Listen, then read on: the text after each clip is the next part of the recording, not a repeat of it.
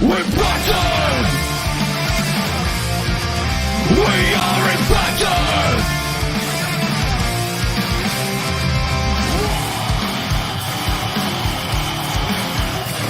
We're battered!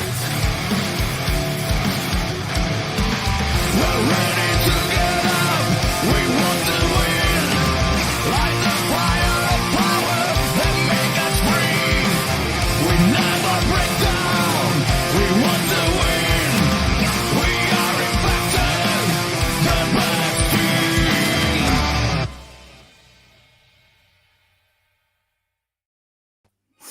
Hello and welcome back to episode 48 of Impacted, coming to you live via the Total Nonstop Impact Network on YouTube and Twitch.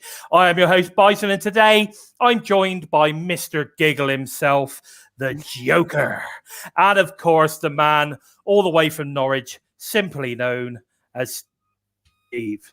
Hello fellas, how are we doing today? Hello. Yeah. Hello? Is he there? Eddie Are you there, Joe? Yeah, you asked me to compose myself last week. I'm still recomposing myself a bit. Okay, mate, you're still composed. I get it. It's all good. How you doing, Steve? You all right? Yeah, we're fine. I think we've got a little bit more in us than Joe when he's coming out of the void. Yeah, maybe. Yeah, I think he's still stuck in the void right now, and maybe Sami has got something to do with this. I don't know. Kayfabe, daddy. You never know. Daddy. Can I just say a quick hello to everyone who's joining us in the chat? Yeah, kayfabe. Can I just say hello to everyone joining us in the chat? We've got CM Chris, we've got Zach Bonifer, Anna Reed. I've never seen that. Have we seen Anna before? I think we have, actually. Yeah. Yes. We've got Van Noir. Yeah, so we've got Terrence is in the house. He was actually here at 5-2, so he could not wait to get on Impact for Impact to start this week, which is fantastic to see. Anyway, let's introduce today's special guest. She is one of the UK's top female wrestling talents, appearing in the 2017 Pro Wrestling Illustrated Top 50 Women Wrestlers in the world. Alex Windsor. Hello. Hey Alex, how you doing? I'm good, thank you. Good. Oh, it's great to have you on the show. Fresh from Carnival of Honor on Sunday, where you faced none other than Hyan, the Shimmer champ. And what a great match. I really enjoyed it. And again, that's where I met you as well. Yeah, first time it was defended in the UK as well, so that was exciting as well. There's a first. There is a first. Yeah, the first time ever in the UK. Can you give us some highlights on the match? Let's get this one out of the way. Give us some highlights on the match for you personally. For me, I think when we first had the initial lock up and we just like went for it. Like it was the kind of match where from the get go we were like, okay, this is gonna be like a proper, like a good wrestling match. There was no real because it was the first time we'd wrestled each other. There was no like hatred or anything like that. We were just like went in there, had a really good wrestling match, and to be fair, the whole match was really good.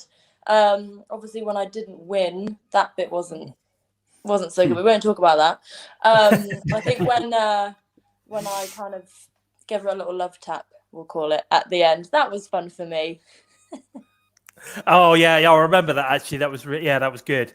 I have to say, and I've been telling the boys this, and I've been saying it like ever since. For me, it was the highlight match of the day. I'm a big female wrestling fan. I really enjoy, like the Deanna Prazas of this world, Thunder Rosas, etc. And I think that women's wrestling has gone like to another level in recent years,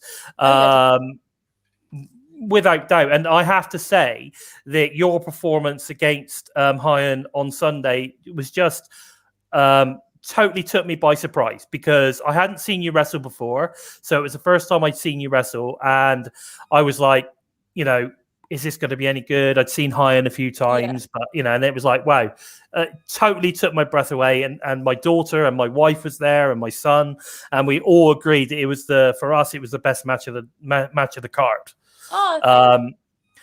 Yeah, so we were happy with that. So that was great. But what I do want to talk about was how you got started in wrestling, because you have been around a little bit longer than I realized. Now, I have done some research today, and I noticed that you started at WAW in Norwich, which were trained by the incredible Knight family, Ricky and Soraya Knight, among others. I think there's a few others in there as well. But what was it actually like training with those guys? When did you start training, and when did you start training to become a professional wrestler? So I started training when I was 15. So I was quite young. I'll be honest, I didn't really have a clue about wrestling until I actually started training. I just so happened to have a friend in school who was a wrestler, and her dad was as well. And because I was friends with her, she took me to a few shows, and I was like, oh, I don't really know anything about wrestling, but I went anyway. And I was like, I enjoyed watching it. And she was training as well, so she took me to a few like training weekends. There was like one at the first of every month, and I was like, this is great, like I love this. Because I was always quite sporty anyway, so like doing that and having like the I guess like the theatre kind of background with it as well, I was just like, this is amazing.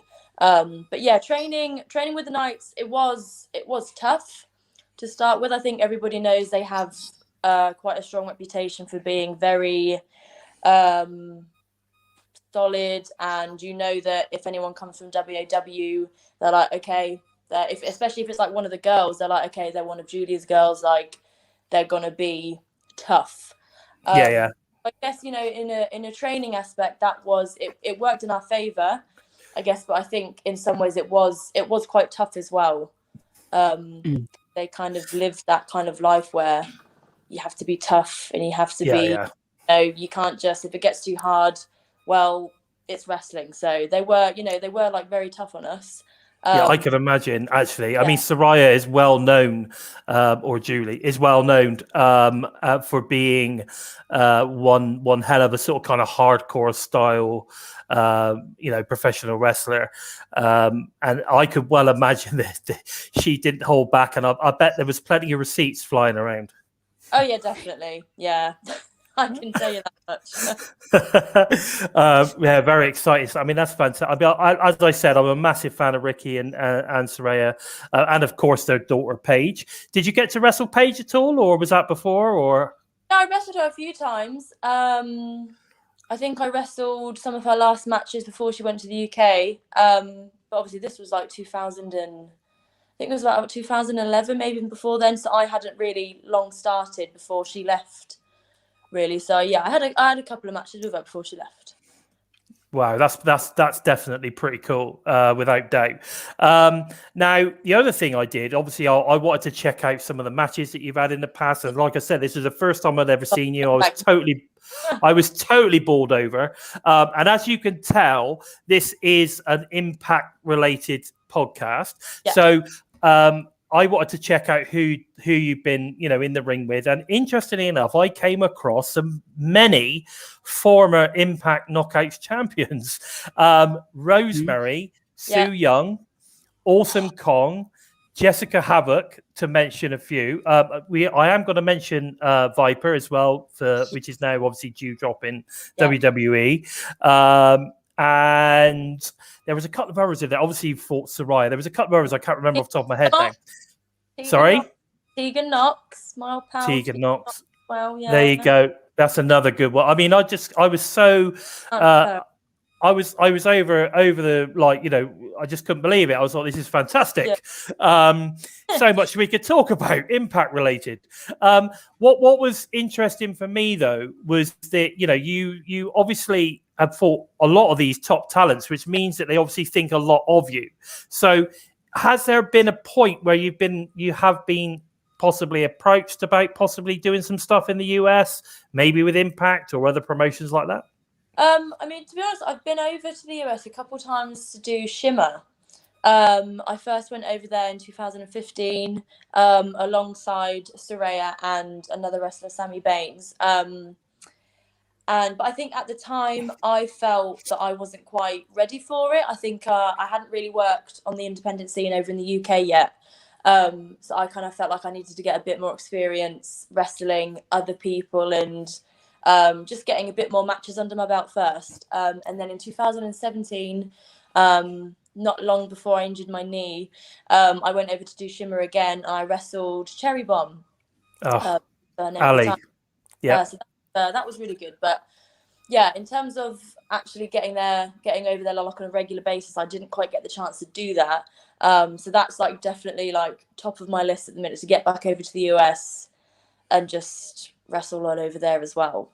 That would be pretty awesome.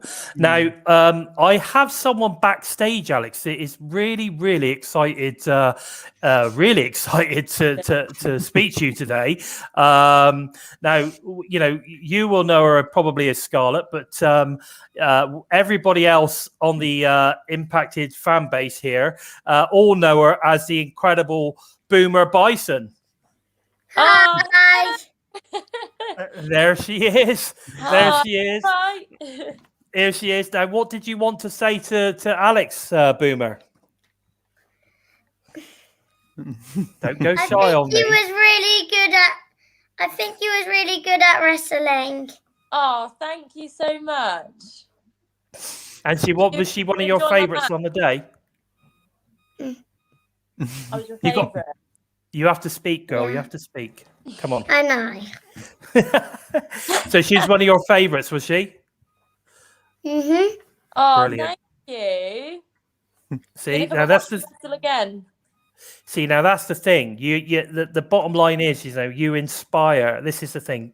Girls like yourself, you inspire other girls, and I think that's one of the things which is so important. You know, about kind of, you know, what you do. You know, I mean, I don't know whether Scarlett's ever going to end up becoming a professional. I'm sure she probably isn't, but you know, it's great to see that you're inspiring these youngsters. You know, in what you do. I think it's amazing. Anyway, anything else you want to say to Alex, Boomer? Not yet. Not at the moment. You just sit there and have a think. You sit there and have a think, and maybe come back in. So let's talk about your upcoming match with another former Knockouts champ, the incredible Jordan Grace. Now that takes place at Wrestle Carnival Show Pure on October 9th in Nottingham. Now, what are your thoughts on this match? Do you have any words for her? You know, of what to expect from you at this match?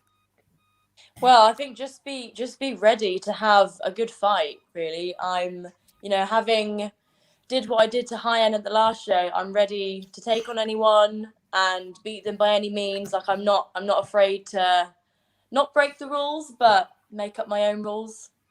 So, but you know, I have to say I am really looking forward to the match. Like I have to say that I'm very excited.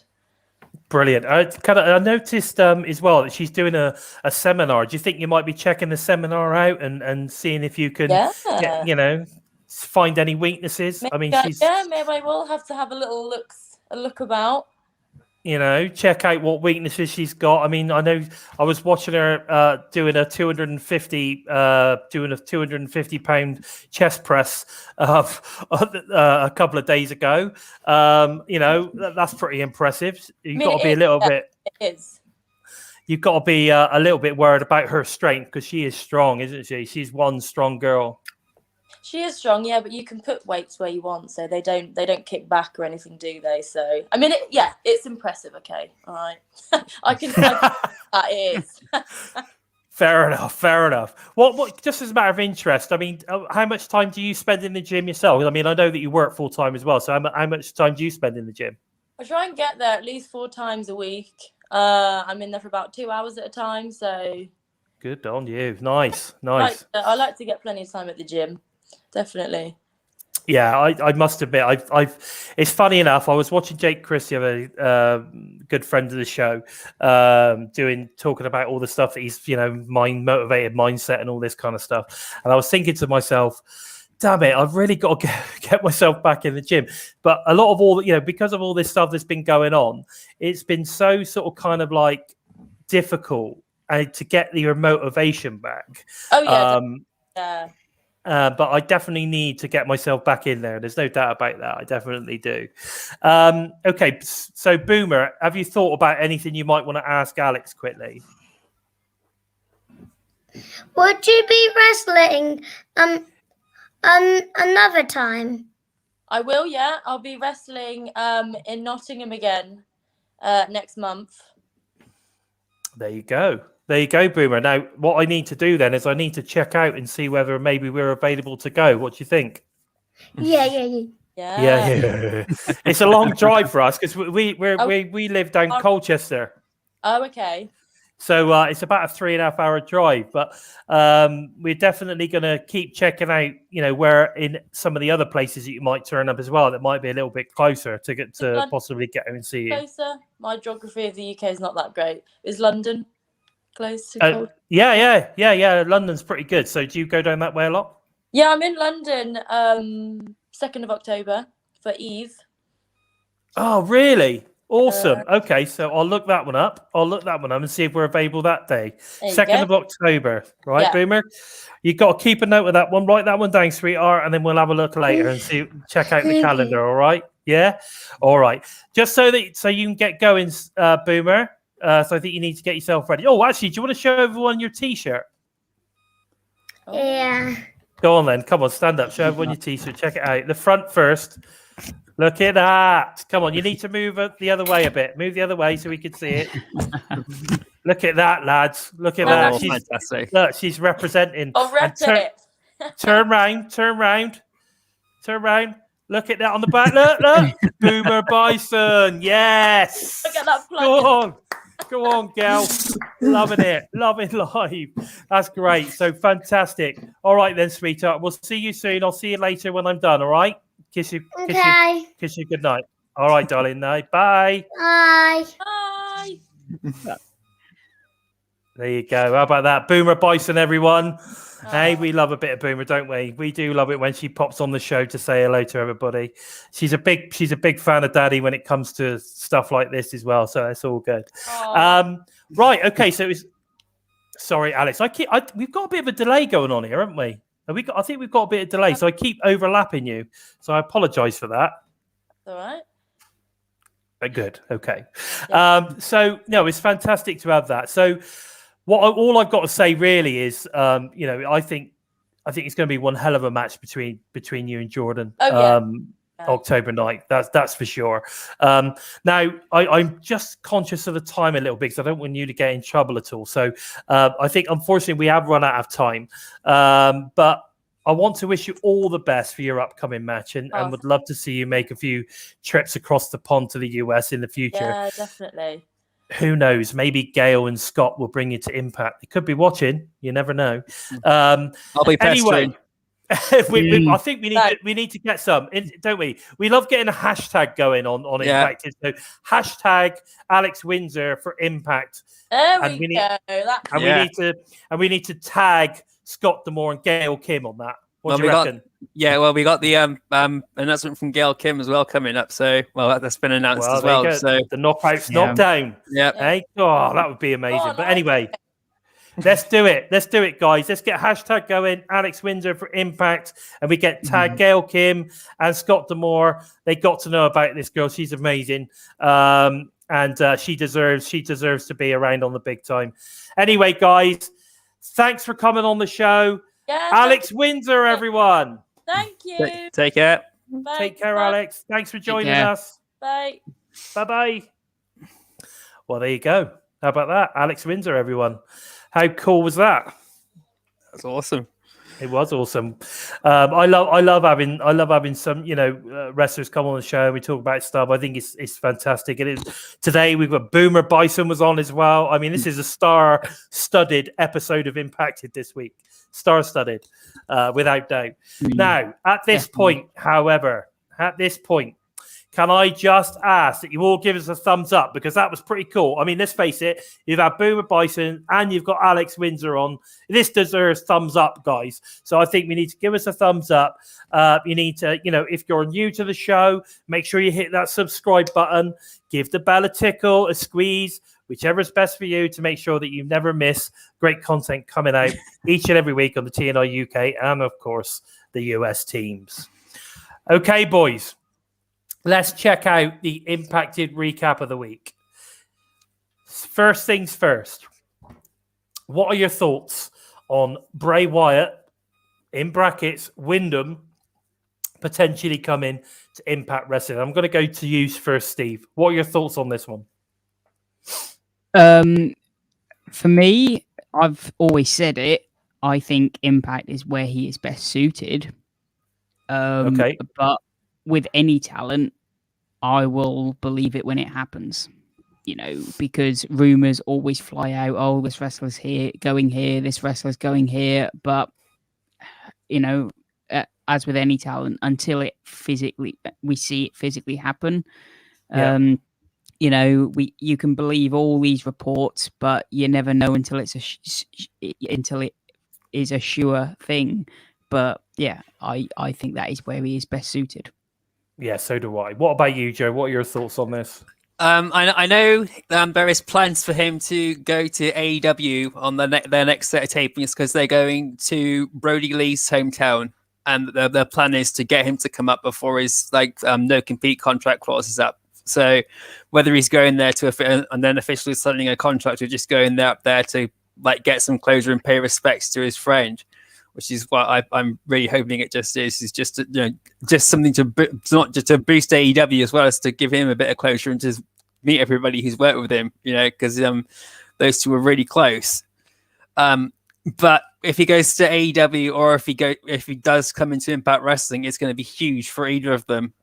But I do agree that Impact Wrestling is the place where he's better suited. I've said we've mentioned in the past he could be someone that could be covering what James Mitchell is doing. There's stuff he could do with Su Yung, assuming he does stay into this the creepy undead spiritual character he plays now. Because all I can see him doing in AEW is taking over what Brody Lee was doing in the Dark Order, and right now they honestly don't need that. But they're breaking out on their own, carrying on what Brody Lee was doing, and they're doing a really good job. They've actually turned themselves around when they started to go downhill a bit now. Mm-hmm. So if they bring Bray Wyatt into AEW and put him in there, it's just going to turn everything they've done with the Dark Order back on its again. Totally. I totally agree on that one, 100%. I think that he's a perfect fit, Wyndham, and I think you should put him with Su Yung. I think you could put him with Su Yung and Wyndham, mother and father. I think would work so well.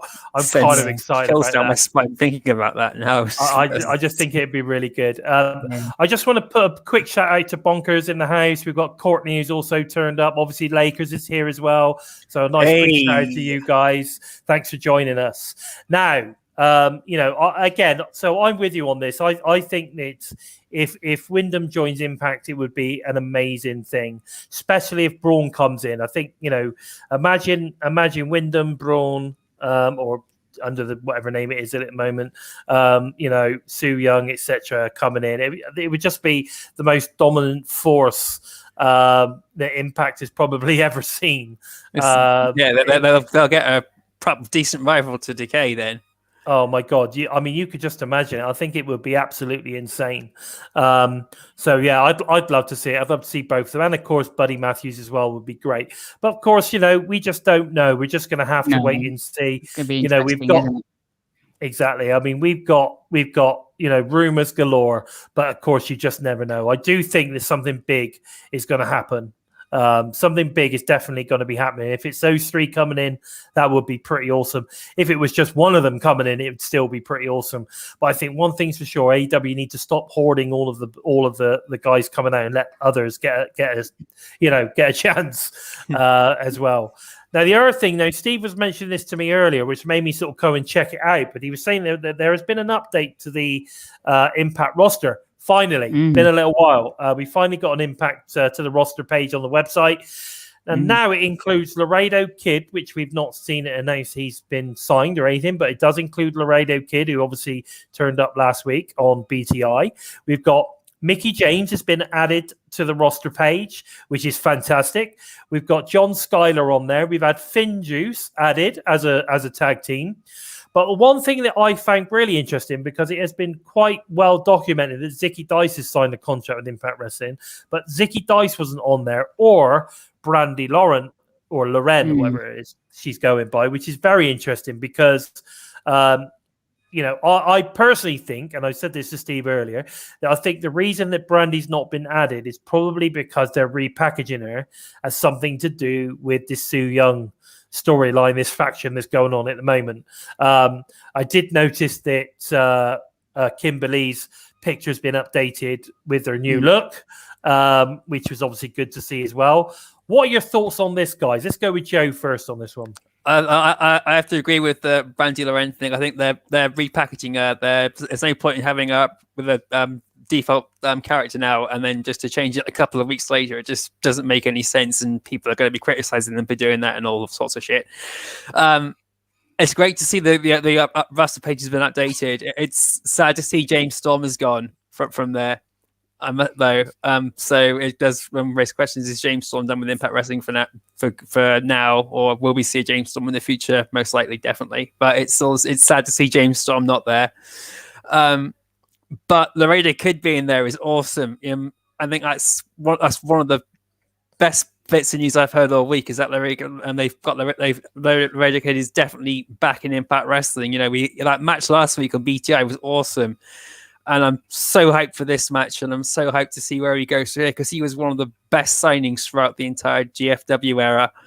And I was so pumped to see Laredo Kid hopefully become X Division champion, because he reminded me so much of Tigre Uno, and I was a huge fan of Tigre Uno when I started watching the Impact Wrestling and Impact Wrestling TNA. So I'm really, really excited to see Laredo Kid back on there, and it's just great to see Impact Wrestling getting on top of everything now. So everyone's a bit more in the loop as to what's going on and who's there and who's not, and people can just really stop asking is he there and is he not.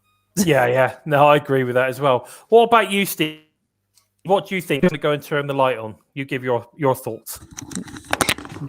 Yeah, as you say, it's great that Impact are keeping on or have updated the roster, because it has been it is one thing that they don't keep on top of enough.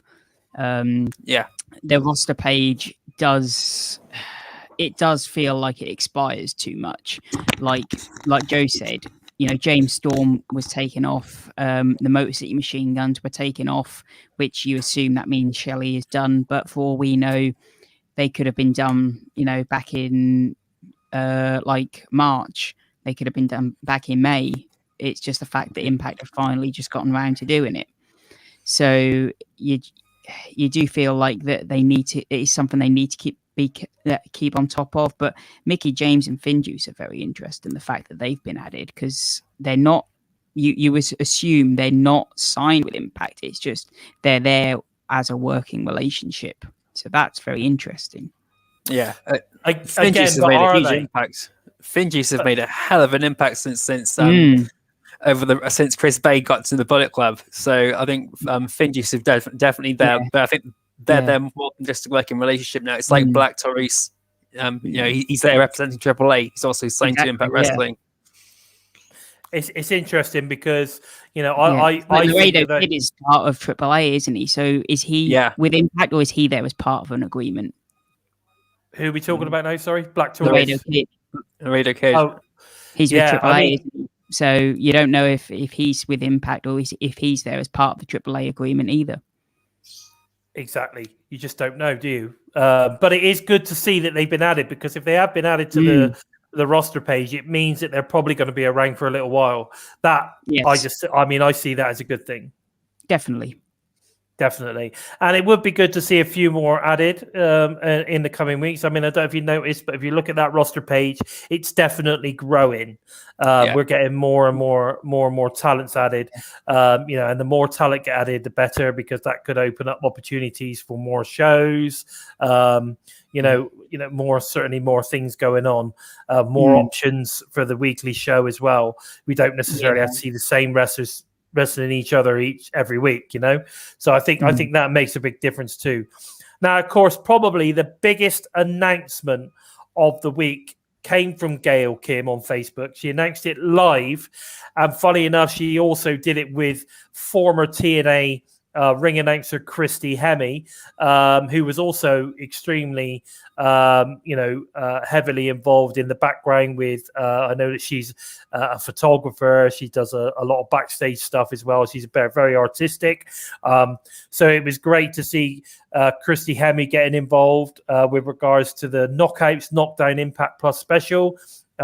It was also announced on this same live announcement that Mercedes Martinez is going to be, it will be there. Lady Frost, who appeared in a match against Jennifer Razzo a few months back, and also the incredible Renee Michelle have been, like I say, have been already announced to be part of this.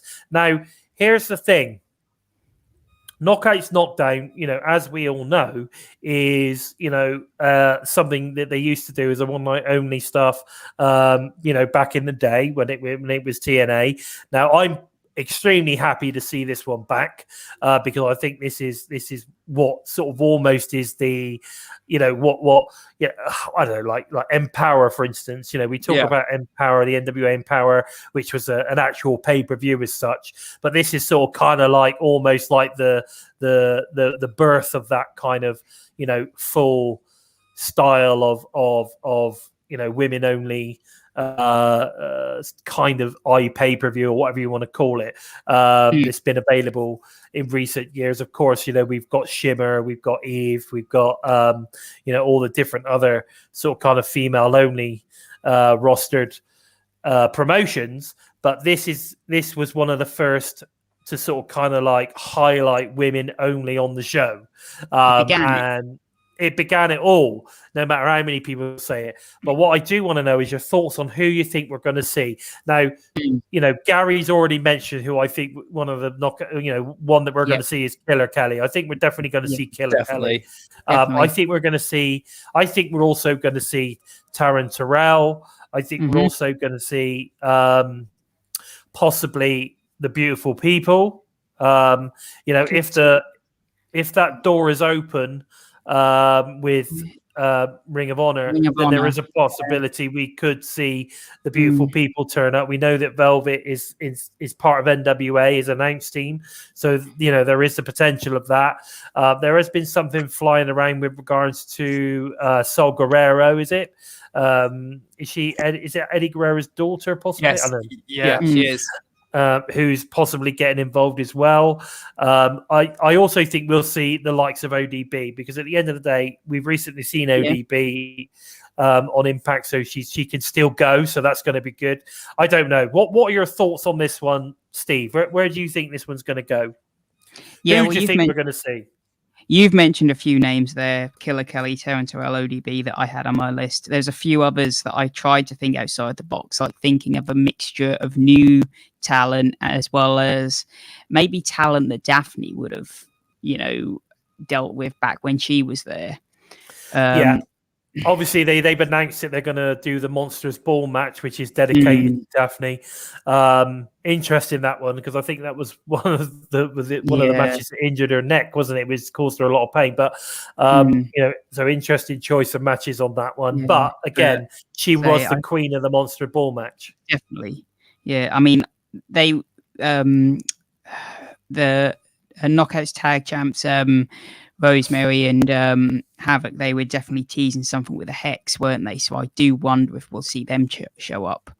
Oh, yes, Sienna and Marty Bell. Yeah, there's a potential there.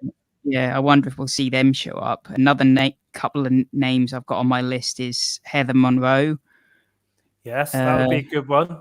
And Sky Blue from NWA. Is it Kimberly Ford, maybe? No, is it? Yeah, Kimberly Ford. She's in AEW. That's it. Yeah, well, Penelope Ford. That's it. Yeah. Maybe she could turn up from through the forbidden door. And then from two older names that I thought of was maybe Sarita and Hamada. Yeah, definitely. That would be interesting. Definitely. And we got Santana Garrett as well, or did she end up going to WWE? No, she just got released, didn't she? Yeah, she's in AEW Dark Elevation at the moment, so she's basically a free agent. Okay, so there's a possibility of Santana Garrett as well. Now, I'll tell you what, there was one person that I thought would be interesting for this one, and that was Awesome Kong. Could Awesome Kong go out in one final match against, I don't know, a Gail Kim, for instance, at this, do you think? I don't think it'll be Gail Maybe. Kim. No, I think No. Gail Kim made it clear after a match with Tessa Blanchard in several interviews that was the last match she wanted to wrestle. As much as she'd like to go back in the ring now, and she still does want to, but she said it's not right for her to go back in and upstage everybody else when somebody else could be getting the spotlight that she's having. You know, she was happy to just end it with Tessa Blanchard, and Fair enough. so Do you think we're going to see Mickie James? most likely, I think, yeah. I also think we're going to see I'd like to see the Sea Stars again, and I'd like to see Casey Spinelli if we can get some talent down from Canada. Alexa Nicole as well would be another one I'd like to see. Alexia Nicole would be good. Over the moon that Lady Frost is going to be there. It's going to be fantastic. And Again, friend of the show, Lady Frost. It's It would be amazing. fantastic. Keith and Swag Fan have both just said Nevaeh. How did none of us think of Nevaeh? That would be Again, interesting too. Yeah, Nevaeh. I mean, they had Jake Chris just a couple of weeks ago. Yeah. Why not? Why not bring Nevaeh back as well? To be upset with Havoc or something. I'll That would just be bring interesting. him to face Havoc for the sake of it. It's just a good match on its own. Yeah, that would be cool. I mean, those two know each other inside out, don't they? You get a hell of a match. Yeah, I mean the list is endless. It could, and again, if it can open doors for talent, when sort of Gail Kim sort of like, look at, I mean, Mercedes Martinez is a wrestler that can do anything. Yeah, I agree. And like I say, there's a lot of people mentioning there Sky Blue as well. Now, who was the girl, the short Russian girl that faced the NWA champion at Empower? Maybe she'll turn up as well. She's in AEW, isn't she? I've forgotten her name. I've totally forgotten her name. I have no idea who you're talking about. Maybe somebody in the chat could mention it. Maybe somebody in What the the chat. recent Empower? Yeah, Empower. The Empower all women pay-per-view. God, what was her name? Legit Leia. Is it? I've forgotten. I totally forgotten her name. No, it's not Legit Layla. Oh, yeah, it is. Yes, Legit Layla. That's right. That's exactly who it is. Maybe she'll come in. She was amazing. Do you know what? I think Legit Layla versus Killer Kelly would be amazing. Would be absolutely amazing because those two have both got that similar kind of like MMA style look. I think that would be a great match. Hard hitting stuff. Interesting. Yeah. So I don't know. I'm excited. It's on the 9th of October. We better make sure that if you've not signed up to Impact Plus or the full version of YouTube Insiders, then you get it done because you don't want to miss this one. Yeah, it's Layla Hirsch. Layla Hirsch. There you go. That's going to be amazing. If she could come in, that would be incredible. I'll tell you, honestly, her against Killer Kelly would be an incredible match. I should be booking this shit. Anyway, moving on. We've had a lot of to and fro with regards to Deonna Purrazzo and Mickie James on social media. But we know that we're going to get a match with these guys. But do we know when it's going to happen? Could this be at Knockouts Knockdown? Could it be at Victory Road? Or could it be at BFG? I think if they've got any sense whatsoever, it'd be at BFG. But what do you think, guys? What do you think? Let's go with Joe first. For Mickie James and Deonna Purrazzo, I think that's going to be Bound for Glory. What I would like to see it at Victory Road, and then they bring Kylie Ray in for Bound for Glory because when Deonna Purrazzo attacked Mickie James, that was after her match with Kylie Ray. And Kylie Ray being in the ring, so she beat Mickie James and get the obvious choice out of the way, and Kylie Ray finally comes back in to get revenge. And I think it would be interesting if they have that dynamic, even if it's Kylie Ray versus Deonna Purrazzo before Mickie James. It would just be great to see that match we didn't get at Bound for Glory last year. It would just be awesome. And I'm just eager to see Kylie Ray again as well. To be honest. I think you're right. I think that would be a really, really interesting match. Missing out at night. And I'll tell you what, though, I think possibly Kylie Ray could turn up at Victory Road because or if not, it'd be the Knockouts Knockdown because Is it Vic? I think it's Knockouts Knockdown that Deanna's got a mystery opponent again. Is that right? Yeah. I don't know. Have they announced anything? Not that I'm I know. sure- But, I'm if sure. it is, it'll be then because I don't know anything about Jenna Prazel and Victory Road. I'm sure I saw something with regards to Deanna getting a mystery opponent at some point. Now, I'm definite on that because I saw her making a comment on social media about it, stating that haven't I already done that before? So there's definitely one of these events that are coming up. She's definitely got a mystery opponent. I have a funny feeling it's for the knockouts knockdown, but we'll have to wait and see. Right, what somebody is saying in the chat. Most people in the chat are saying they think Mickey and Deanna will happen at Bound for Glory. I have to agree with that. What do you think, Steve? What do you think? Yeah, I mean, since Thunder Rosa showed up at Slammiversary and then Mickey showed up after, that's kind of where I felt that this was heading. My only criticism is I don't feel they've done enough on Impact to build it. Yeah, I have to agree. Against Mickey, you mean? Deanna versus Mickey? Yeah, there's been a lot kind of on NWA and that, but I mean, yeah, like it's like what they did with Kenny Omega, and it's all great to see it on the other side, but there's nothing of it's coming onto Impact Wrestling. It's I mean, if you technically look at Deanna as the champion since Slammiversary, she's not defended her title. Yeah, not in Impact Wrestling. That's true, actually. And we have not, and we've only really seen her in promos as well. We've not really seen her in the ring. Have we? So if you know, it's hard to kind of look at her as a chat. If you just watched Impact Wrestling, you know, it's hard to look at Deanna and say, well, are you putting in the effort? Obviously, you know, we know as Impact fans, she's doing a lot elsewhere, but you know, Impact is where she's signed to. Yeah.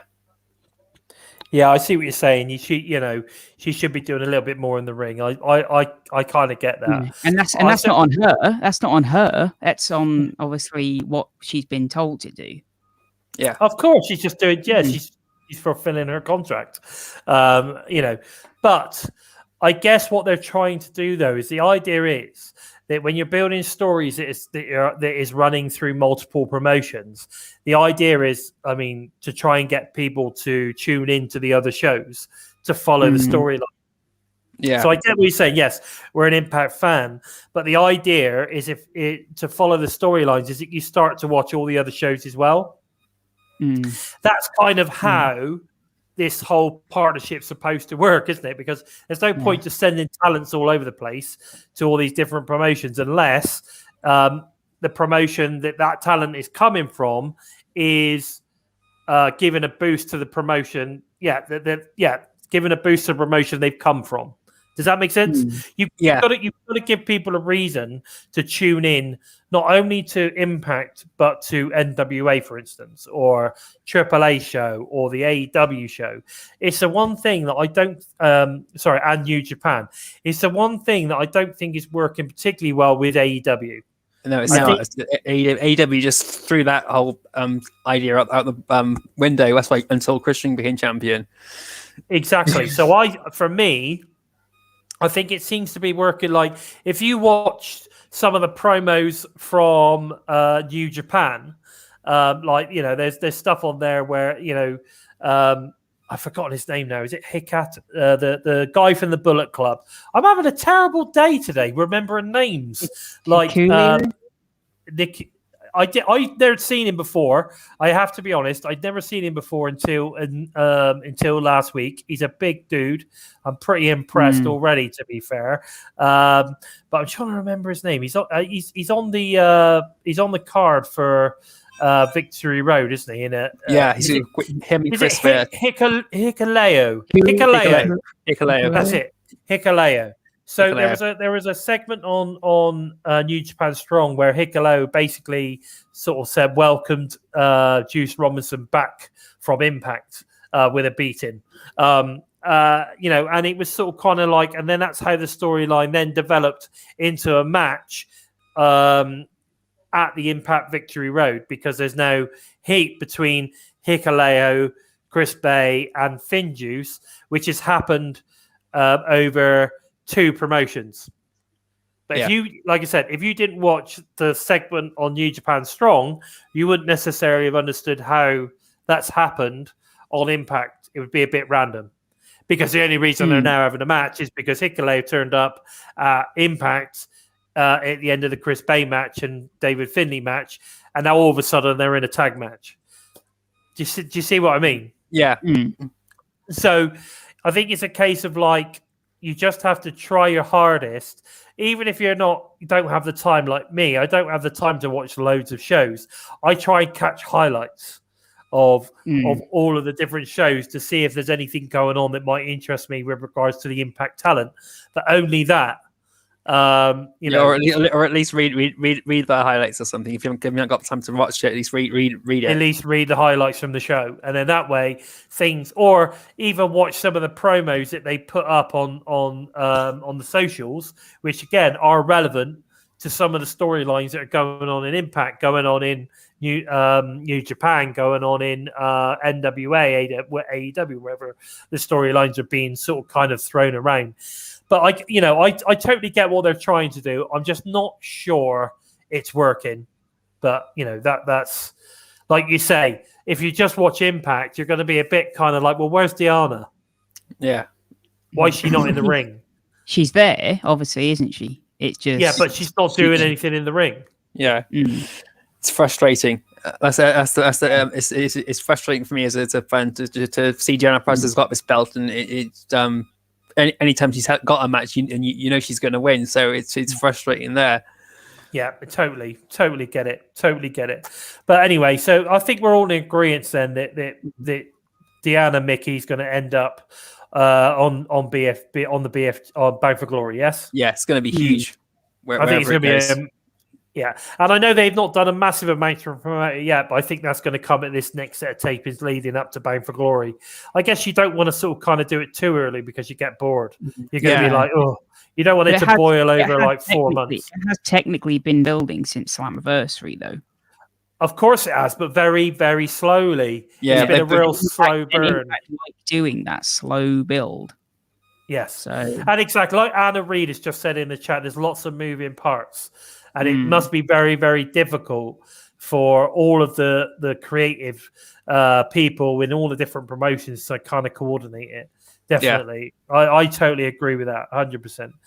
Anyway, let's move on from that because we're almost at 50 minutes already. So we've got quite a lot of stuff to get in. So let's talk about Victory Road, guys. And this coming Saturday, 18th September, We've got some interesting matches. We've only actually got 5 currently, so we can have a little chat about what we think we might be getting after we've talked about the ones that we've got at the moment. So currently, we've got a Knockouts tag title match with Tasha Steelz, Savannah Evans versus Decay. Interesting, I want to note on this one, is that Havoc and Rosemary are now being called Decay. They're not being called Rosemary and Havoc as a tag team. They are the tag team of Decay now, which I think is great. Is exactly how it should be. What are your thoughts on this one? I mean, I think Decay are going to retain. I can't see any reason why they wouldn't. But I think we're going to see some fallout from this one, then leading up to Bound for Glory. But what are your thoughts on this one? I'm going to go with Joe first on this one. What are your thoughts? I'm so eager to see Rosemary get her hands on Tasha Steelz' neck. I'm so after what happened when she's nicked those titles and Havoc and Rosemary went absolutely batshit insane backstage. I'm so eager to see Rosemary get her clutches around Tasha Steelz' little neck and just snap it. I am so looking forward to this match. I think this match could then build on to Si Young and Kimberly getting involved in the title picture as well. I think this is where we're going to start seeing Kimberly and whoever she's going to be paired with definitely getting involved after this too. So that's where it's going to go up to Bound for Glory and Knockouts Knockdown. But this match is going to be awesome, and it's going to be good to see Rosemary and Havoc hopefully retaining the titles, and because there's no reason to have Decay drop the titles now. You know, Tasha Steelz and Savannah Evans only just got together. I think And- it'd be too soon. I think you're right. I think Yeah. it'd be way, way too soon. Savannah Evans has only had one singles match so far, and that wasn't even that memorable. Not because it was bad, just I can't remember it off the top of my head. Anna's got something interesting to say there. Do you think we're going to get eat her face off chance? Eat her face Oh, off. definitely. Yeah, they were chanting "bite her face off," and Rosemary was up against Tasha Steelz one-on-one last week, and Rosemary was going. I was chanting, I was clapping along too. I must admit, I was so engaged in any of the matches that Rosemary was in, but it's just getting so much better now with the fans there. It just takes you away from everything when Decay has a match. They're the best tag team on the roster, but from both sides, Crazy Steve and Black Taurus and Rosemary and Jessica Havoc. It's just amazing. Yeah, they're fantastic. Match strikers at best. You know, they're the guys you don't expect anyone to cheer and you expect everyone to hate because they're so bad. They're like evil characters, but everyone loves them because they're evil. It's just brilliant. Everybody loves the bad guys, mate. Well, especially when they're Rosemary and Havoc, that's for sure. What about you, Steve? What are your thoughts on this one? Yeah, I can't say it better than what sort of Joe said. Like, the Decay haven't had the belts long enough for me, and the Savannah and Tasha haven't been together long enough for me to win the belts.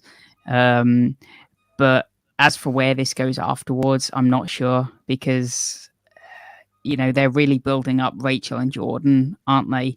And also they're really building up Sue Young's group. So as for who the next challengers will be, it's going to be interesting. That is for sure, my friend. That is for sure. You know, I think it's going to be a very, very exciting match. I'm looking forward to it. You've got four fantastic talents in the ring, right? So you've got, I mean, with Tasha, at the end of the day, you've got a former tag team champion. We don't know too much about Savannah, but you know, she looks pretty solid. And of course, with Decay, Rosemary and Havoc are former Knockouts champions in their own right. So you know, you've got some serious talent in the ring. This is going to be a great match. I'm looking forward to it.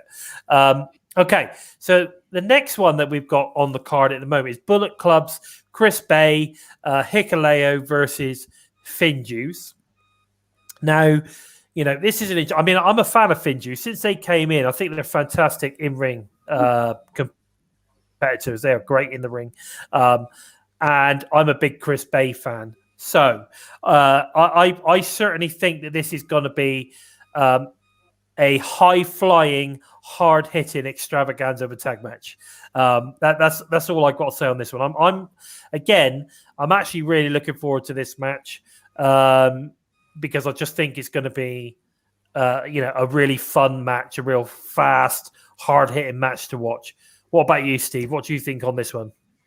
Yeah, like when I saw that Finjuice were added to the roster, I brought a smile to my face because, like you said, I've been really impressed with them, and they feel like they fit into Impact perfectly, and it just means we're going to see more of them.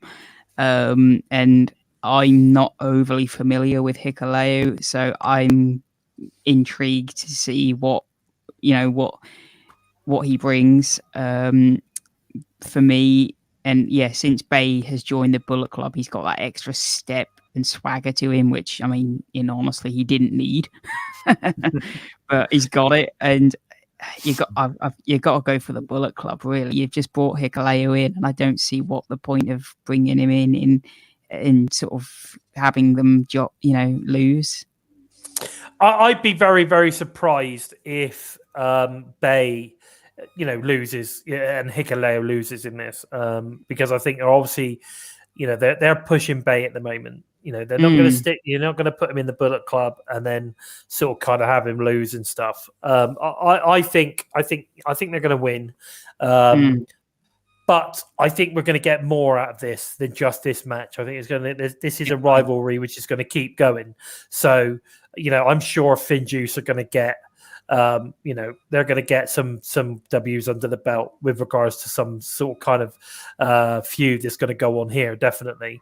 What about you, Joe? What do you think on this one? I know you're a big Chris Bay fan. This match is so unpredictable. Like you guys were saying, that we've got Finjuice are an amazing tag team. But they remind me of James Storm and Chris Harris of what was I think it's America's Most Wanted.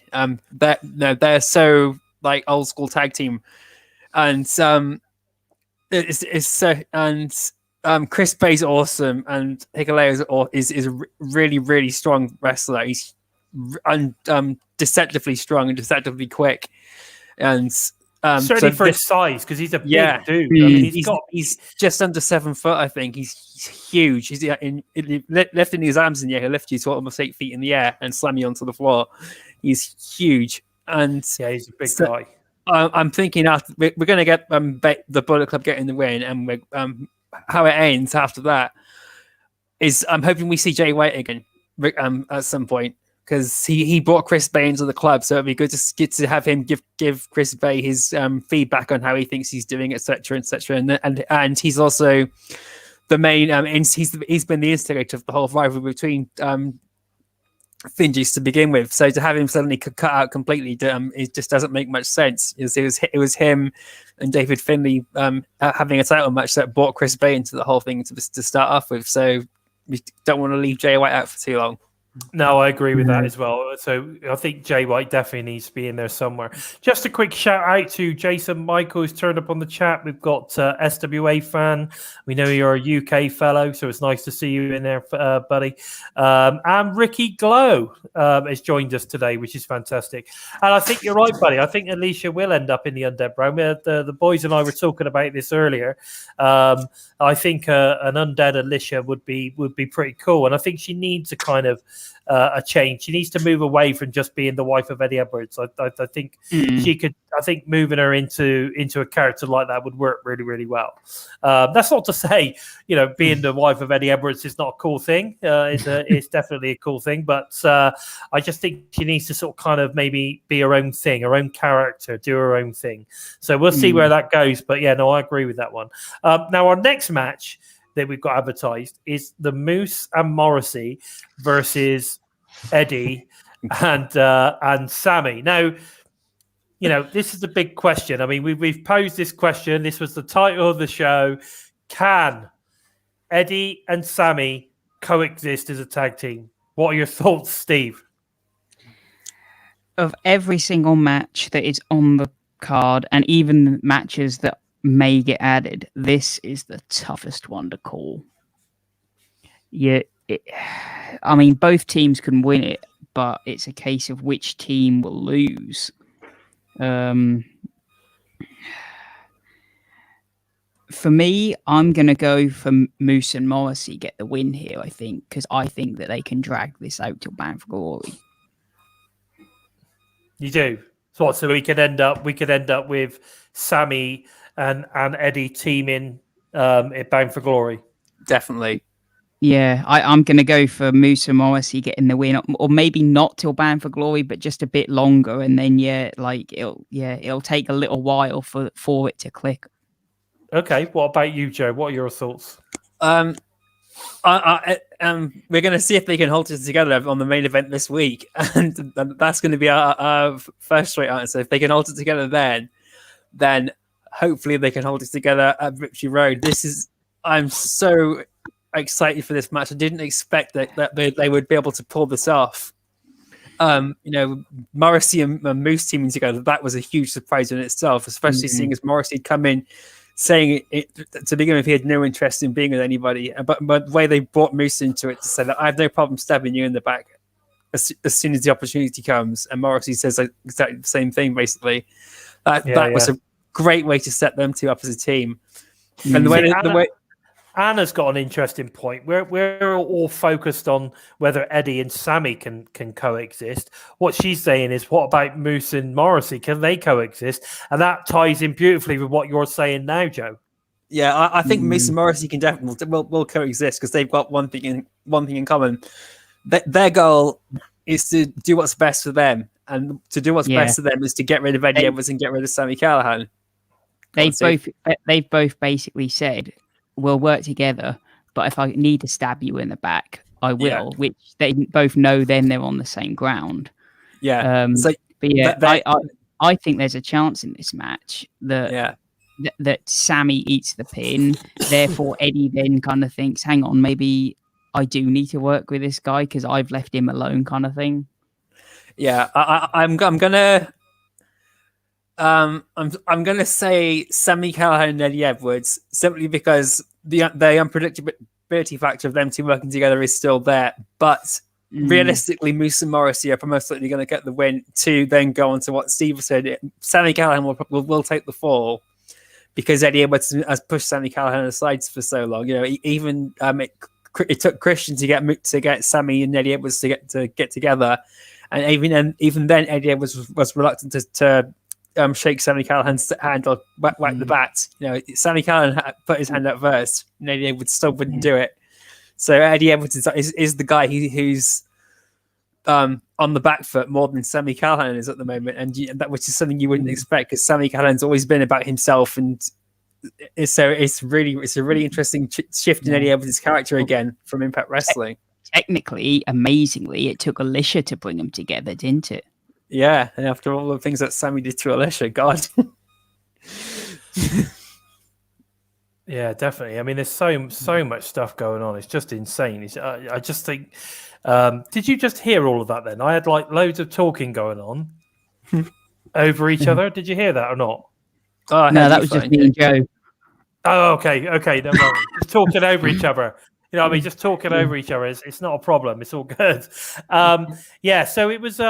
Yeah. So I think it's an interesting one. This one. I'm excited to find out how this all pans out.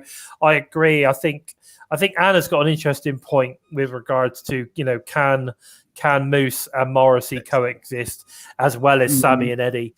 That, you know, they're both all very much kind of like got their own things going on. Where is it going to go? I don't know. It's interesting, but I agree with Gary on this one as well. I could definitely see Sami and Eddie challenging the Good Brothers at some point eventually, like proving to be this really amazing tag team. You know, that nobody ever expected. A bit like the whole kind of like, I mean, you know, like this whole kind of like, you know, the coming together, the most unlikely, unlikely, you know, look at coming Dina together. Yes, exactly. The way they got Dina into Violent by Design, no one expected that to happen, and no one expected it to work, and it's worked amazingly. And it's two like homegrown Impact guys as well, to a degree. Yeah. So yeah, that would again be a story. And again, something that a lot of people kind of are glossing over is you got two kind of brand new tag teams here. Yeah, Eddie Edwards and Sami Callihan are now the faces of Impact Wrestling at the moment. There's no doubt about that. There's no doubt about that. So, which is the whole reason why Moose and Morrissey are so pissed off in the first place, really. Yeah, yeah, definitely. Yeah, I agree. Just a quick shout out to Zach Bonifer and SC Williams who've joined us in the chat. It's great to see you guys. Let's keep the stuff going, guys. Let's keep the chat going. Now, X Division Championship match: Chris Saban versus Josh Alexander. This for me is probably again going to be match of the night. I don't care what else gets added. I think this will be the match of the night. As always, you've got Chris Saban, who's a total legend, puts out, performs, you know, his backside off every single match. And you've got, you know, Mr., you know, X Division, Josh Alexander, you know, proving that he really is an incredible singles competitor, and really looking to, you know, seal his legacy as the top X Division wrestler of all time. What are your thoughts on this one? I'm going to go with Steve on this one first. What are your thoughts on this one, Steve? Yeah, like you say, this could very easily be match of the night. You know, Saban has been on fire all year, really, and Josh himself, ever since he's been, or even before he held the X Division champion, has been having match of the year contenders and like topping it match after match. So yeah, this is gonna raise the roof off the place, but even though it would be a great story with Saban, I don't see him winning it. I think there's an even bit better story with Josh winning it. Okay, I happen to agree with that. What about you, Joe? Yeah, this is all about building Josh Alexander's legacy now, rather than and we're gonna get a new champion this night. If anything, the next time we're gonna get a new champion will either be Bound for Glory or Rebellion. I think when we get a new champion. Although I want to see Josh Alexander break the 1 year mark. I want and hope. I think Austin Aries had it for almost 2 years. I think so. Unless Josh Alexander signs a new contract, he's not going to beat Austin Aries' records. So I want to see Josh Alexander at least beat the year records. Yeah, so, I think Aries had it for 300 days, I think. Yeah, so it would be nice to see him at least, hold on to Rebellion at least. Then we'll know he's definitely. Also, we'll know he's signed a new contract by then too, because his contract's up in February. It's interesting you mention Ace Austin because not Ace Austin, Austin Aries, because he has been mentioning Impact a few times recently on social medias and stuff, and I could imagine Aries coming in a bit like the Jake Chris thing, where he's a former X Division champion. He comes in and has like a one-off match, and Josh basically, no worries. And Josh basically sends him packing. I don't know. Well, that's sort of kind of. I think it could move in that sort of kind of direction. With regards to this, Josh is definitely winning. Saban is the older statesman now, and he's there to put people over. He's going to put Josh over big time. And this is, like I said, this is going to be match of the night. Two fantastic wrestlers going to put on an exhibition of incredible X Division wrestling. That's what I think. Think. It's nice to see some of the stuff coming on in the chat. Gary seems to agree with regards to Josh always as a steal. He always steals a show. Definitely. He's been killing it since he started his rivalry with Ace Austin this year. He's been absolutely killing it. And I have to agree, Anna, totally with you as well. I love how hard most of these matches are to predict. I agree. There's some really hard stuff in here. But we then move on to the fifth match that we've got currently advertised, which is the big one, the world title match between Christian Cage and Ace Austin. Now, unfortunately, I don't think Ace is going to do it on this occasion, but I do think this is going to be a really good match. It's going to be a hard-fought match. I'm starting to think that there's possibility of shenanigans going on in here because I still feel that Ace Austin is likely to end up the world champion at some point in the near future.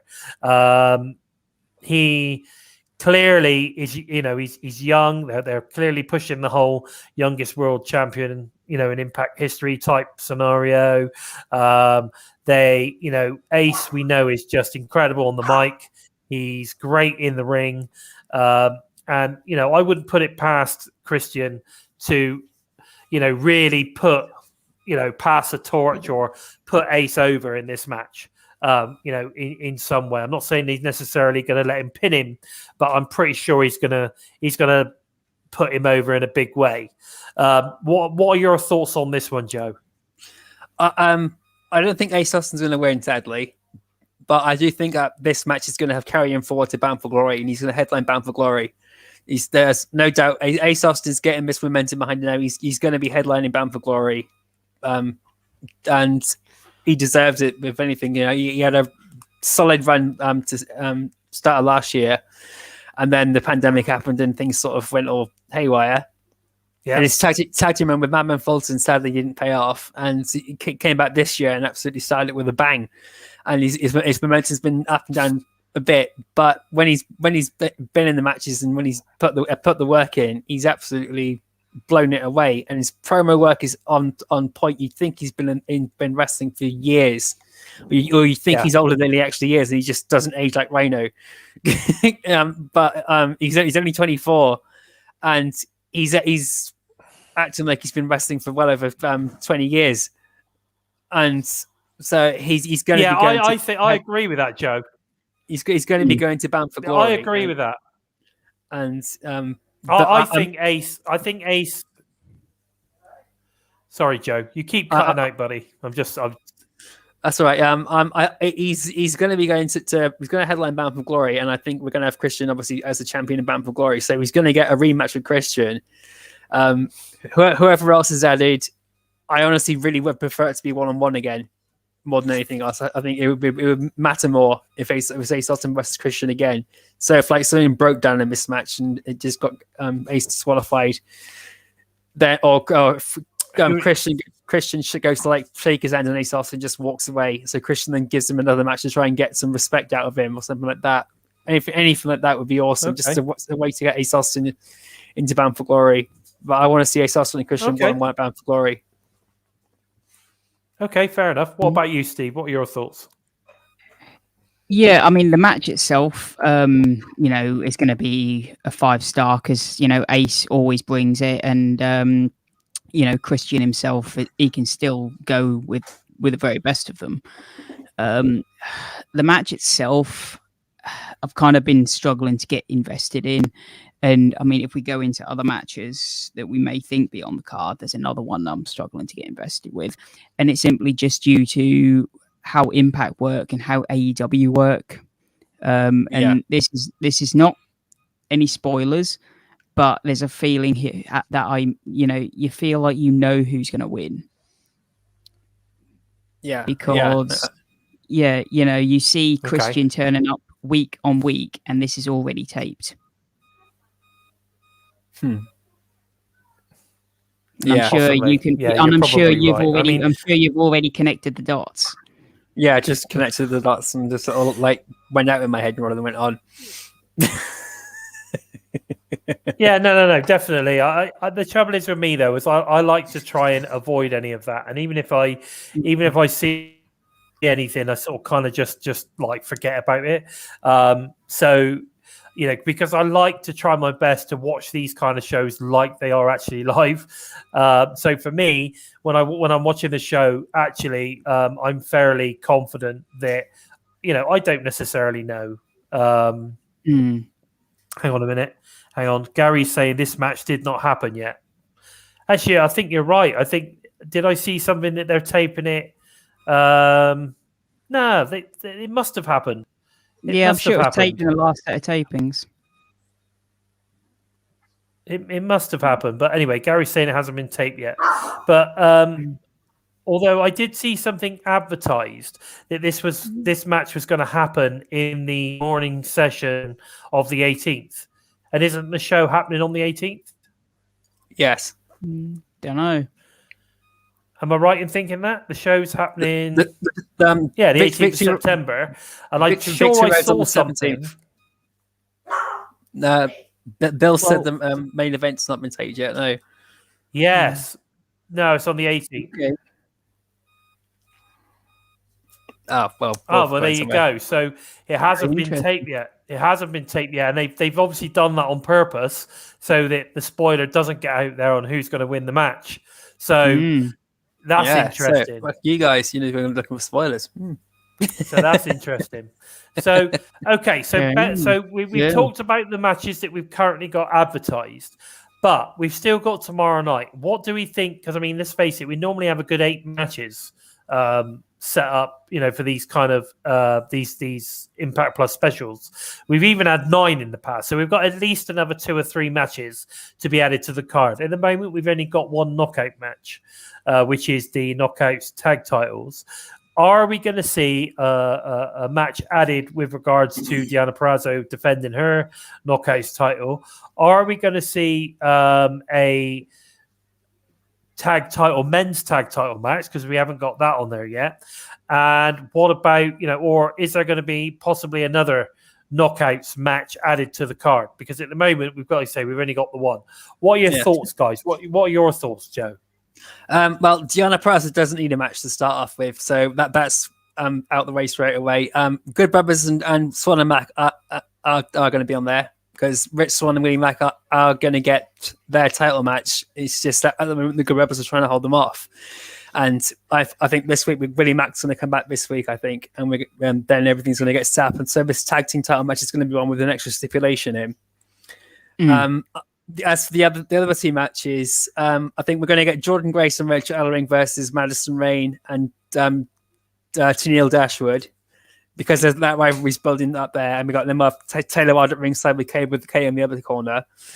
And the final match, I'm I'm a bit on the fence. I'm not really sure, but I'm guessing it's going to be Matt Cardona and Rohit Raju, given how things are going between them and Chelsea Green and Shearer, and there's still room for that to be built up on the BTI match that we've got coming up with Cardona and Chelsea Green in there versus Swinger Hannahs and Alicia Edwards with Jake something. But that is good. I mean, you've got some good predictions there.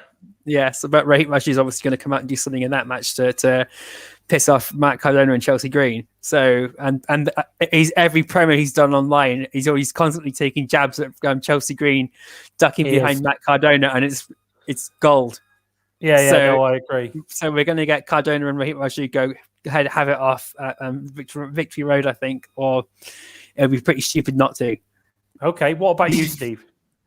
Yeah, like it's tricky because we've already got like 1, 2, 3, 5 matches, haven't we? And there's a for me, I would love to see a match with Deonna because, like I said, you know, we haven't seen her wrestle in a singles match since Slammiversary, and on Impact, we really need to see something from her. Obviously, the issue is who. Maybe the open challenge will be, you know, this pay-per-view, or this Impact Plus event. But I feel we need to see something from her. And then the tag match has been built perfectly, and that's going to be on there. And then it's just what else really, because there's something being built with TJP, PE, and Macklin, and then you're having something built with Rohit and Cardona, and you know, having 10 matches. It's heads with tails between which one of those two. Yeah. You know, I agree. I think we're definitely going to see Steve Macklin in something. And again, that could be maybe a 3-way. Steve Macklin, Pete Williams, and TJP possibly. Although have we got that? I think we've got that already, haven't we? Possibly. I'm not sure. And then we've got we've got TJP, Pete Williams tomorrow, haven't we? But I'd be interested in. I mean, maybe Macklin gets involved in that TJP Pete Williams match tomorrow, and that leads to a 3-way for Victory Road. Yeah. And Macklin's not faced TJP yet, has he? So maybe that could lead into that. Yeah, Macklin just comes out and destroys everyone. Because that's not he just destroys everyone, like like the Mr. Mayhem he is. Oh, there we go. There you go. You're back. Yeah. You're back, buddy. Is Sami chewing at your lead again? Yeah. He looks like he's noshing you off. No, so the he's licking my arm. Fair enough, buddy. Fair enough. Okay, well that leads us nicely into tomorrow night on Impact. It's Thursday night Impact, where first of all we start off with BTI, and I highly recommend checking out BTI. If you don't watch it, it is available on YouTube in the UK, as well as on. I believe they're putting it on Facebook now as well. Am I right in thinking that? I'm sure that last week or something, BTI was on Facebook possibly. But anyway, I'm not sure. So, but make sure you do check BTI out in any which way you can. We've got a match on there, which is Swinger Hernandez and Alicia versus Cardona, Jake something, and Chelsea Green. It's a bit of a strange one, this. So I don't really know how this one sort of kind of came about. It's got something to do. It's got something to do with the Swinger Palace skit that we had last week on the show. So I think this is going to be. I think this could be a really, really good match. And actually, I think they're going to give it a good 15 minutes, at least 10. But I'm hoping 15 because this could be a really, really good, strong match. I mean, imagine. You've got, what you've got here is sort of kind of Hernandez versus. Something, and Cardona. Actually, Cardona is a big old dude as well. You don't sort of kind of realize how big he is at times. But of course, Swinger's in there. Alicia versus Chelsea. Again, Alicia's quite small, whereas Chelsea Green's quite tall, isn't she? So she's kind of tower above Alicia, which is going to be interested in this one as well, and how this one pans out. Alicia. I feel so sorry for her. She is tiny. I remember when I went to the New York tapings in 2019. I walked down the corridor and Alicia walked the other way, and that's when I realized how small she is. She's like 5'0". She's very, very small, but she's incredible in the ring. I think she's a great wrestler. So do I. I actually think the way that she performs on the mic in promos as well is on purpose. Some people think it's like she can come across as a bit wooden, but I think she does it that way on purpose.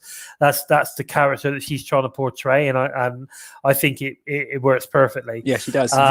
Badass.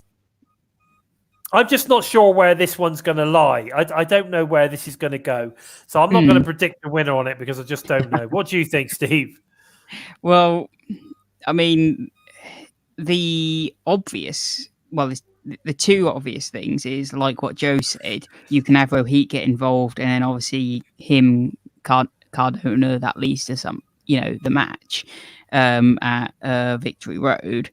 Another possibility is we see an aftermath with Su Yung and then Alicia kind of take her away. Or a really weird thing, Swinger and Hernandez win and they get in the tag match. Yeah. I that would be crazy. That would be absolutely. I can't see that one happening. I really don't. That would be fantastic, though, wouldn't it? It would be the Shizaz's daddy. Yeah, definitely.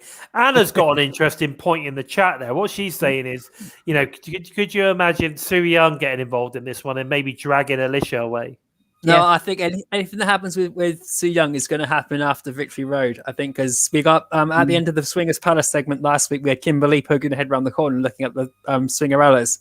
So while Johnny Swinger and Hernandez and Alicia Edwards are out of the palace now, Su Yung is going to be taking that over.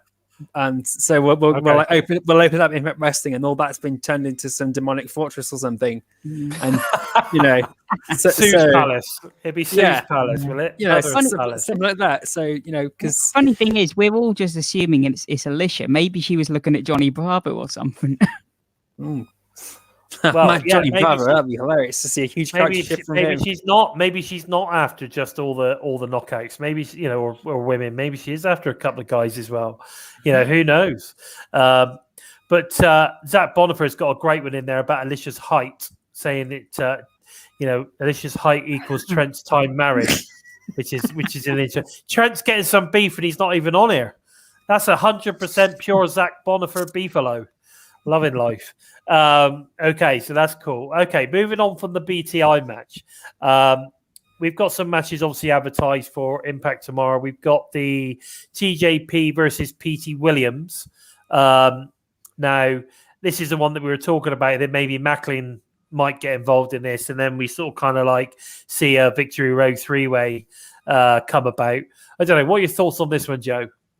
Either Macklin gets involved and we get a three-way, or TJP beats Petey Williams because Petey Williams never wins, and we get Macklin versus TJP at Victory Road.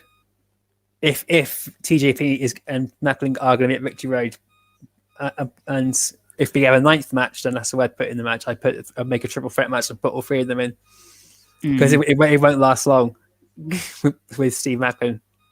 Okay, what about you, Steve?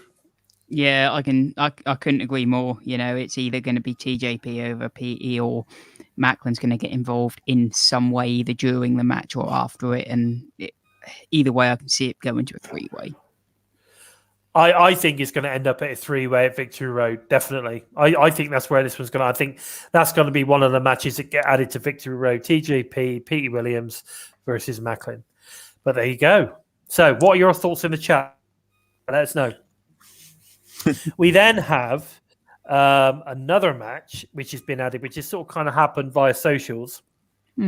Matthew Raywold versus Trey Miguel. Now, we've not seen a massive amount from Trey Miguel recently, so I'm happy to see him back. I'm a massive fan of his work. I think he's fantastic in the ring. He's definitely he's definitely got his passion back. So thank you, Sami, for that. It's great to see that you brought the passion back out in Trey. What are your thoughts on this one, Joe? It's good to see Matthew Raywold finally have a one-on-one match. I'm interested to see what he can offer a bit more now. I was impressed with him throughout the entire Homecoming event, and it's good to see him one-on-one now. I'm excited to see Trey Miguel any time of the day, and so this is going to be awesome. it's going to be a nice way, especially a nice way to kick off the night. I think it's going to be, if it's going to be anywhere, it's going to be to kick off the night, and it's going to be a good match to start the night off with. Okay. Anna's mentioning, oh my God, Johnny Bravo. I'm saying we could look at Zombie Bravo, maybe. I don't know. What about you, Steve? What are your thoughts on this one? Yeah, this is a strange one for me because it feels like they've been feuding just as and when they feel like it. You know, 1 minute they're having a match, and then they're having another match, and then we don't see them sort of for a month, and then they're back having a match. Yeah. I guess. So yeah, I guess. I really don't know which way to call this. You feel like I feel like I'll go for Raywold just because he seems like he's being put in a more prominent position. But I mean, I still don't even know why they're kind of feuding. Matthew Raywold, he's taking artistic inspiration from everyone's in-ring work, and Trey Miguel's the one who's got his eye at the moment. So Trey Miguel's his muse, basically, right? And he wants to. It's out. I'm trying to think artistically, and I have no artistic talent, so don't worry, guys. Okay. Hopefully they continue because I would like to see a good one-on-one feud between them. Yeah. Yeah, it would be good. I mean, Matthew is a hell of a talent. I don't think people realize how good he actually is. No. So it's going to be good to see him in with Trey Miguel on a one-on-one to really get a good look at how good he is. I just want to welcome Keith to the chat, by the way, and it's nice to see brother Uncle Mark turn up as well. So nice to see you, bud. So yeah, I like I said, I just don't think people realize how good Matthew Raywold actually is. So I'm looking forward to this because we're now going to get to see a really good match with these two, and we know that Trey is an hell of a wrestler. So it's going to be good to see how this one pans out. Definitely. Now, the next match we've got is John Skyler versus Laredo Kid. Now, this is obviously a rematch from last week on BTI, which was a great match. Laredo Kid managed to get the win last week. Is it going to be the turn of John Skyler to get the win this week? What are your thoughts, Steve? For me, you've got to give the win to Skyler here because if Laredo Kid beats Skyler twice, then next time he goes up against, next time these two face, you don't really feel like Skyler has a chance. And also, if Skyler loses here, he's then lost, I believe, 4 times. So the win against Cardona really does look like a fluke. Yeah, I agree with that as well. What about you, Joe? What do you think? Yeah, I think Skyler's going to get the win in this one, and it's not going to be a clean victory. And this could even go into Victory Road then as a rubber match. Although I think it's most likely going to go on to the week afterwards. It's a rubber match between them two. But it's going to be good to see Laredo Kid get back in, as I said earlier. And it's good for John Skyler to get back onto the main Impact Wrestling card again. It just shows he's officially with the company now. And it's just good exposure for him. It's just a great way to start building him up into the roster now. Okay, yeah, I'm down with that. I think you're right. One thing's for sure is I think it's going to be a really good match. If anything, if anything came out of the match last week on BTI between these two, they clearly have got chemistry. They had a really good match. So, I think one thing's for sure. The reason that they promoted this match now onto Impact is because they know they're going to get a good match. So that's good to see. I think John's going to get the win. I think John Skyler's going to get the win on this one and then could lead to like a best of 3 maybe of some sort at a later date. But yeah, no, I think it's going to be good. If anyone's got any thoughts on this, let us know. And Anna, yes, John Skyler is officially on the Impact roster. He was signed. He announced it himself via Twitter. So he's definitely on the roster, which is good news. And he's turned up on the roster page, which is also good. We've then got VBD versus Decay, which is Stephen Torres. Again, they're not advertising who is going to be the 2 competitors. Again, like you say, they've got the VBD rule, so it could be any of them. Could it be? Could this be the return of Eric Young? I've been saying it for a long time. I'm waiting for Eric to jump in. I think a tag match is probably the best way to get him back in the ring because he's not necessarily taking all of the bumps and doing all the work. You could slowly bring him back in. I think that way would be a perfect way to bring him back in. But again, do I know who's going to win this one? I would say probably VBD is going to win, but you just don't know. Do I want VBD to win? Probably not, because I'm such a massive Decay fan. However, I'm also a VBD fan, so I think either way, I'm not going to be upset. I just think it's going to be a really good, solid match. And as long as we get plenty of bite his face off, that's all I care about. So tastes like Rhino. What about tastes like Rhino? What about you? What about you, Joe? What are your thoughts? I know Rhino is going to be one of the guys in the match, and I think it's Joe Doring as well, because when you saw the promo last week when Decay were looking for Tasha Steeles and Savannah Evans, they bumped into Rhino backstage as well, and the rest of VD, and it was Dina, and that Rhino was pointing to Joe Doring. He's saying that me and him will take you guys on next week. We have no problem with that. And so, and Rhino, if he doesn't win this, then everyone's going to have to punish him again. And that could then be used to build more into Heath coming back, hopefully for Bound for Glory or after Bound for Glory, because Heath is still on his way back as well. So this has a great arc in it, whichever way it goes. But I think Violent by Design are going to win, and it's not going to do any damage to Decay's momentum at all at the moment, because Crazy Stephen Butterus have got that spike back. So a loss like this isn't going to do much damage. Just depends what happens after the match. Okay, but can I just give a quick shout out to Mark there? Sorry, can I just give a quick shout out to Mark for mentioning what is probably one of the most all-time, amazing quotes of the day. Some of the crowd are on the pitch. They think it's all over. It is now. You're right. You're right. It is. But anyway, go on. Sorry, Joe. I cut it in there. Are you done, or do you got anything else? Yeah, I'm done. I'm just nattering otherwise. So, let's see what Steve says. All right, Steve. What are your thoughts on this one? Yeah, like for me, it just sort of depends where Impact are going with this Violent by Design Rhino. Like, have they kind of reinvented him now, and that is it? Or to me, I was hoping that after they locked him in the darkness, we would have seen a completely new Rhino, like maybe a Rhino with a shaven head or something, because whether you like it or not, Rhino has always looked the same ever since he debuted. Yeah. So like 20 years ago. I guess it's whether he would be willing to do that, though, isn't it? Yeah, but it would have been a real. Is he going to be willing to do that at this point in his career? Maybe, but even like if he tied it up, something like that, it would have been different. But yeah, so it depends where Impact are going. Are they going to start to kind of look to kind of do this breakup because Heath is back? I don't know, but yeah. So I'm tempted to go for Decay because of where they're going, but again, I could easily see Violent by Design winning it, because you don't know how close Heath is. I mean, Heath might come back for Bound for Glory, and that is still over a month away, isn't it? Yeah. Yeah. I think Heath's going to come back at BFG, definitely. I don't think we'll see him before that. He's getting ready. He's getting pumped. And you're right. I think he's going to come back and save Rhino. I think that's where we're going to go with that one. Okay. So we're sort of kind of a little bit on the fence with this one, aren't we? Yeah. Yeah.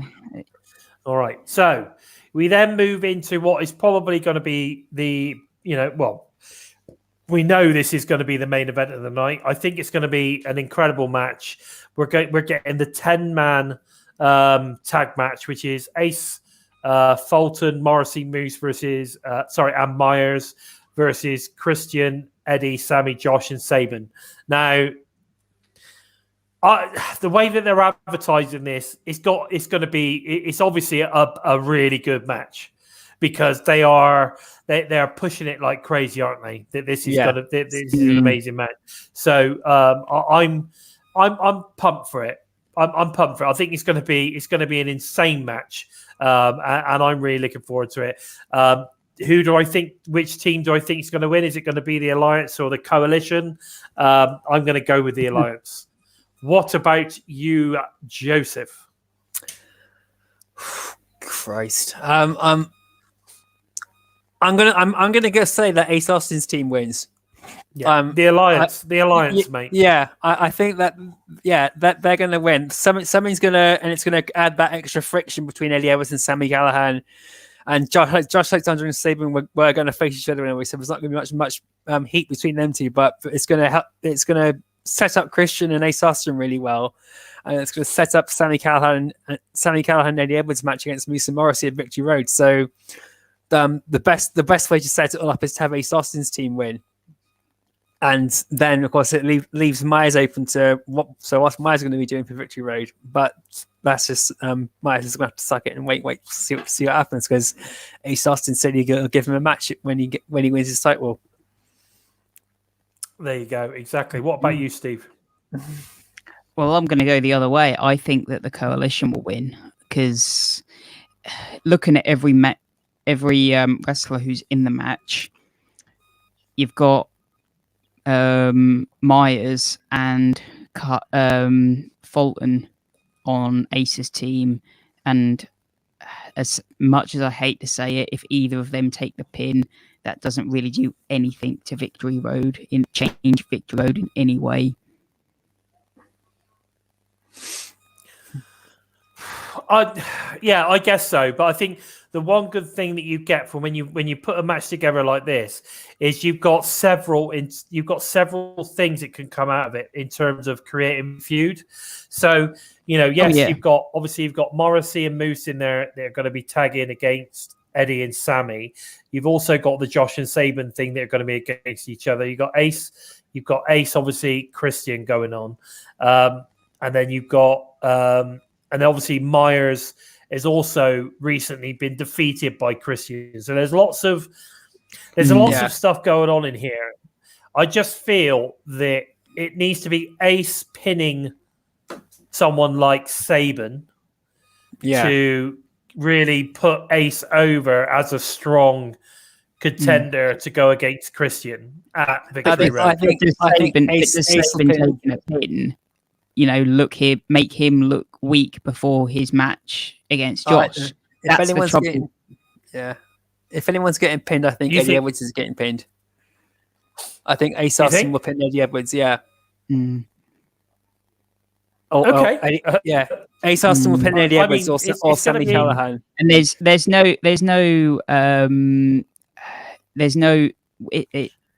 a very good chance that the heels are standing tall at the end of it over everyone. Yeah. That's going to happen, isn't it? It's got to happen. Oh yeah, even if Christian's team wins, the heels will be the ones standing tall at the end of the show. Definitely. Yeah, because there will be some sort of kind of like beatdown or something, or somebody's going to turn up to help them, kick ass or something. There's going to be some kind of shenanigans at the end of the show, and you're right. I think no matter what happens, the heels have to be standing tall, because if they're not, then Ace is not looking strong, or Moose and Morrissey, for instance, aren't looking strong going into Victory Road, which is what you want. So, I'm really excited to see exactly where this one goes. They're obviously hyped for this match because of the way that they're pushing it, the way that they've sort of kind of set it all up. I think, I'm excited for this. So I hope everyone in the chat is excited for this one as well, because I think it's going to be a really, really good match. I think we're in for a treat tomorrow. Thursday Night Impact is going to be really, really good tomorrow. It's the go-home show before Victory Road. It's must-see TV. I can't wait. I honestly can't wait. But, guys, this is just our opinion. We are extremely excited to see what your opinions are. So, if you've not left anything in the comments in the chat now, it would be, please don't forget to leave us any comments after the show in the comment section. We do read them and we do reply. So please don't hesitate to do that. But also, guys, while we're on the sort of please do stuff, please don't forget to head over to the TNI Patreon for exclusive extra content when you sign up, and also make sure you watch tomorrow night's TNI flagship Impact live review directly after the show, as on Twitch and of YouTube. You never know who might turn up. I always say that because you do never know who's going to turn up. I do want to say a quick thank you to the incredible Alex Windsor for being our very, very special guest. And of course, the special treat of Boomer Bison coming in to say hello to Alex as her biggest fan. As of Sunday, which was really, really cool as well. So, and I hope you enjoyed that. Now, also, all TNI shows are available, to all you listen on the go fans as audio only via SoundCloud, Spotify, iTunes, wherever you listen to your favorite shows. Don't forget to obviously subscribe. Hit any of the bells, tickle bells, squeeze bells, smash the bells. Do whatever you need to do to never miss any of the content coming out each and every week. Now let's talk about the socials, boys. Where can we find you, Joe? You can follow me on Twitter at JOKEmptyspace, or you can jump onto Facebook, look for #EmptySpace, #The Void, or test your sanity and your sensibility with the #DailyGiggle and see if you can step in with an open mind and you'll survive all sanity being taken. Fair enough. What about you, Steve? Where can we find you, bud? You can find me over at SimplySteve311, where I put everything Impact Wrestling related, or you can find me over at WrestleBuddy.com under the Impact Wrestling banner every Thursday, where we put another Impact Wrestling related article. And I'll tell you what, I honestly can't, say enough. Really, Steve's articles are really, really good, and I really enjoy reading them when they come out every week. I really enjoy reading Joe's when they sort of miraculously appear every now and again as well. So don't forget to check out Joe on WrestleBuddy.com as well with some of his articles. He goes really in depth, and they tend to be quite long. So if you've got a lunch break of at least an hour, you'll probably need it to read the article or anything like that. So don't forget to get involved in that. So anyway, if you're interested in finding out or checking out or following the Bison, you can find me over on Twitter at LordBison45, where I talk about all things Impact related. I also discuss AEW at times, and I do now really enjoy talking about some of the British wrestling promotions as well. Recently, been talking about Wrestle Carnival, which has been good. Really enjoying that.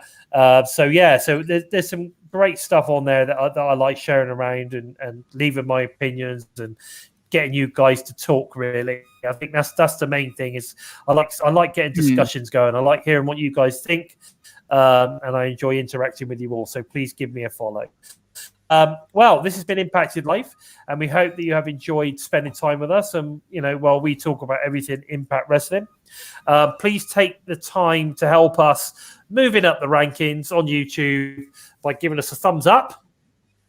And if you're new to us, you like what you see, don't forget to hit that subscribe button. Don't forget to give the bell a tickle, a squeeze, or a smash to never miss any of the great content coming out from TNI-UK and the US teams each and every week. Well, with all that said, I've been Bison.